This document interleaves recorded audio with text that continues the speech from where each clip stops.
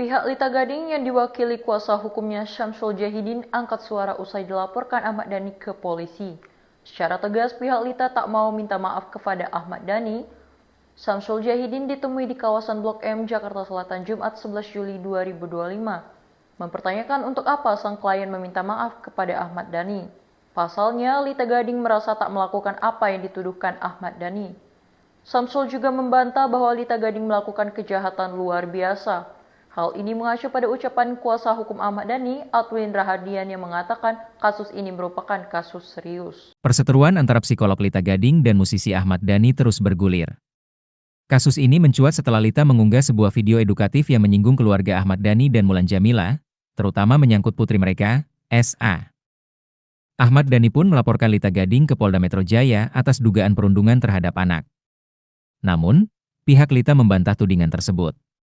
Melalui kuasa hukumnya, mereka menyatakan bahwa tidak ada pelanggaran yang dilakukan, dan Lita hanya berusaha menyampaikan edukasi terkait perlindungan anak.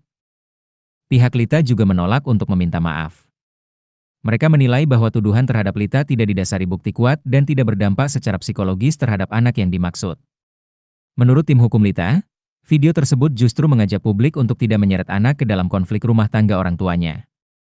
Kasus ini kini menjadi perbincangan luas di media sosial, memicu berbagai reaksi dari warganet. Sebagian mengecam, sebagian lainnya mendukung langkah Lita sebagai bentuk penyadaran publik. Proses hukum pun masih berjalan, sementara kedua belah pihak bersikukuh dengan posisi masing-masing. Belum ada tanda-tanda damai, dan belum diketahui apakah perkara ini akan berakhir di meja mediasi atau terus bergulir hingga pengadilan. Musisi Ahmad Dhani mendatangi Komisi Perlindungan Anak Indonesia atau KPAI pada untuk mengadukan konten video milik seorang psikolog bernama Lita Gading. Ia menilai konten itu telah membawa-bawa putrinya, SA, yang masih di bawah umur sehingga melanggar UU Perlindungan Anak. Dhani menyatakan keberatannya karena sang anak disebut-sebut dalam konten yang beredar di media sosial. Tak hanya mengadukan ke KPAI, Dhani juga menyampaikan rencananya untuk melaporkan Lita Gading ke Polda Metro Jaya. Menurut Dhani, dirinya masih bisa memaafkan masyarakat awam yang berkomentar negatif, terutama mereka yang tingkat pendidikannya rendah. Namun, ia menegaskan tidak akan memberikan toleransi kepada pihak yang berprofesi sebagai tenaga profesional. Dhani berharap langkah ini bisa menjadi pembelajaran bagi publik, terutama kalangan terdidik. Ia ingin orang-orang lebih bijak dalam berbicara dan lebih peka terhadap isu perlindungan anak.